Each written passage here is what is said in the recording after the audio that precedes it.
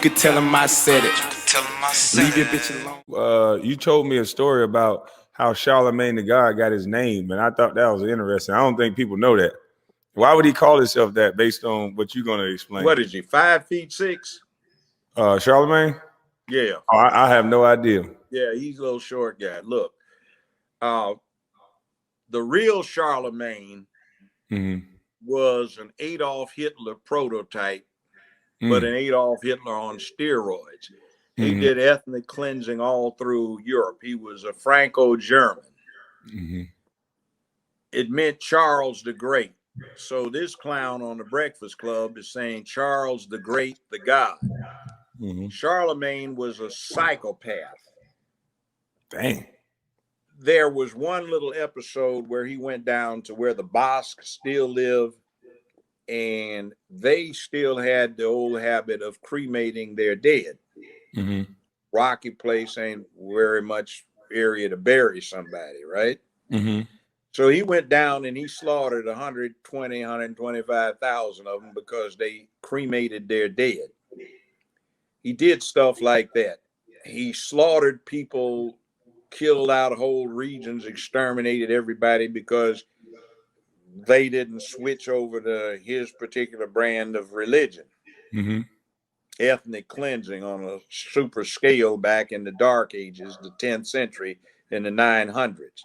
So that's who he's calling himself by, Charlamagne the God. Now, like, why would a black man name himself after a German psychopath? You got it? That's like saying, I'm Adolf the Great. No, they wouldn't let you say that. Yeah, but Charlamagne was worse. Yeah. That's crazy. You know, you had 500 years to it, and somebody's war criminal crimes against humanity type becomes worthy of note because he exercised power.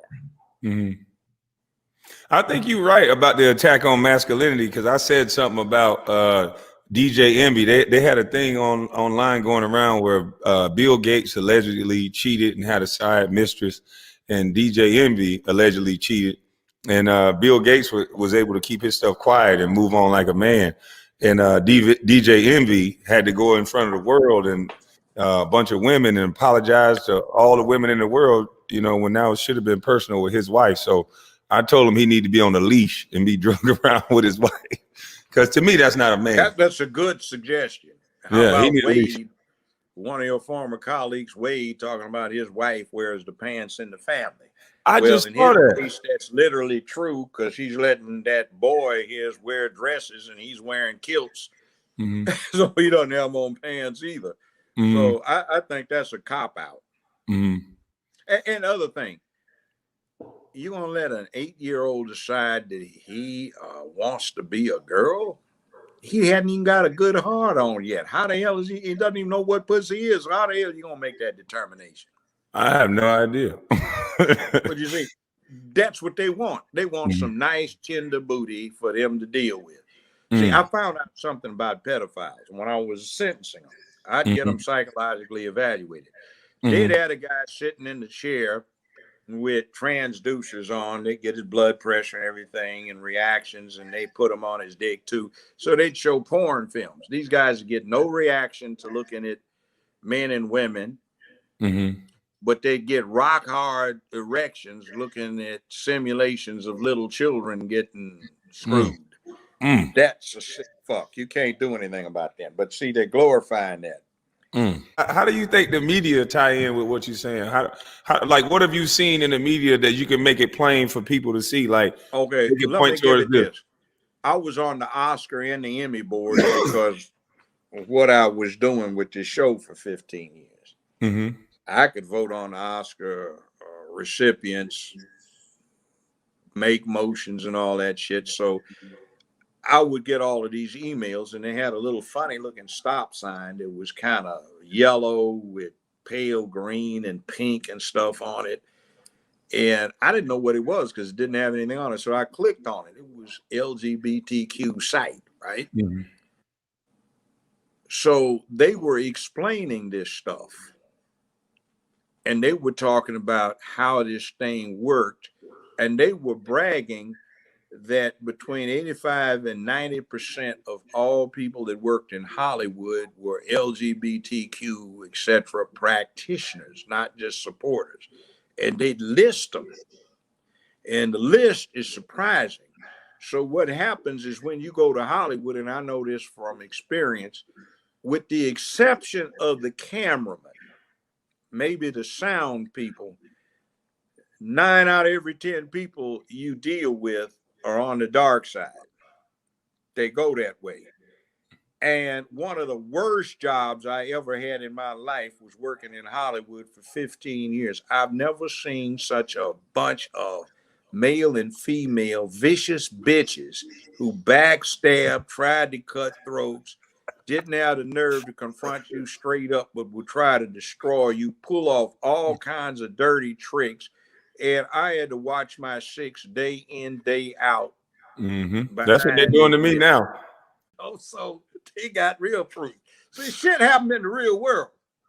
See, you guys don't have it the way we used to. Right. In the 1960s, they had invented birth control pill. Nobody was getting knocked up. Everybody was taking the pill, and they had the sexual revolution. I mean, you could walk into a fast food place and, hey, do you want dessert? They would run this spiel down. Yeah, but it's not up. Oh, you mean me? Yeah. Well, you have a car? Yeah, that's what I got. You got a big back seat? Well, I'll be off in 17 minutes for my break. You want to hook me up? So we go out and have sex, come back. You couldn't catch anything, but a shot of penicillin wouldn't clear the symptoms up within 1 hour, you know, and you cured in a week. So we got a lot of pussy, you know. You know, somebody, I was sitting at a table about 3 years ago with some old boys. We were listening to young ladies that was bragging about he had laid 6 women. And we were laughing. He said, "What was so funny, old brother?" So we used to fuck that many women in 1 week, man. Damn. You ain't had but 6? Damn, man. You're deprived, brother. Damn. Hey. And Will Chamberlain wrote this book. He said he had 10,000 women plus he had slept with. He wasn't lying. You could do that. Wow. Yes. I mean, everybody I know had hundreds of women. Wow. It wasn't 10, 15, 20. I mean, you can't even remember them. I remember one woman slapped the shit out of me. I was talking to her. She said, "Fool, you already fucked me 3 or 4 times. You forgot." I'm sorry, baby. Maybe I was wasted or something, you know. Damn, you changed your hair. Damn, I'm sorry. You said, "But you can do it again." I said, "Okay, I want to get this time." I didn't know you was a comedian and a judge. Fun, man. Yeah. And then there's a good sister you need to talk to. Her name is Dr. Cheyenne Bryant out of Los Angeles. And this is one of the most intelligent humans I have ever run into. Interestingly enough, these women are deeper into man up as a necessity for men than a whole lot of brothers are doing. Dr. Johnson has one of the top 10 best-selling books on Amazon, which is good. She's a clinical psychologist. She's one of these super people. God damn, that woman is. Hey, man, movie star quality. And she got her bachelor's degree before she hit 20, got her master's before she got 21, and then got a PhD. And this is one of those super people that ought to be where Kamala Harris is, but she's a decent person. Okay. Now, she's a rare breed. She actually is president of an NAACP chapter, but she makes it something else. So like when this thing that became Black Lives Matter first started, before it got corrupted into Black lesbian mania and pushing this anti-family dialogue, she got the chief of police for the Los Angeles Police Department, all of his staff and every one of his command officers out there to tell the citizens in Long Beach California, that they were not going to tolerate this stuff happening again. And actually, from what I saw the last few times I've been to LA, it actually seems to have made a difference. They're trying to recruit her to run for mayor of Los Angeles, like they have recruited me to run for mayor of Memphis in 2023. My slogan is JB in 2023. Okay. So anyway, and as far as the Breakfast Club goes, fuck those punk asses. And I challenged them to a debate on neutral territory, and I will whip all of their behinds, and the punks run. They are afraid of the old man. That's mama's cooking right there. Hey, I thank you so much for coming. I'm gonna go step out for about an hour. I will definitely see you on Friday, and I appreciate you blessing, the young people. I told them I was gonna bring you, so as many times I can come on yours, you can come on mine. Let's do it. Let's bring these young people and let's open their minds to something different. There you go. Think possibility, think outside the loop, and if everybody's doing it, don't do it, because you don't want to be part of the sheep with your nose stuck in another sheep's ass. It's Right. somebody herding the flock that you're in. Yes, Be sir. original, step out, prepare, get your head together, because the mind is the most important part of you.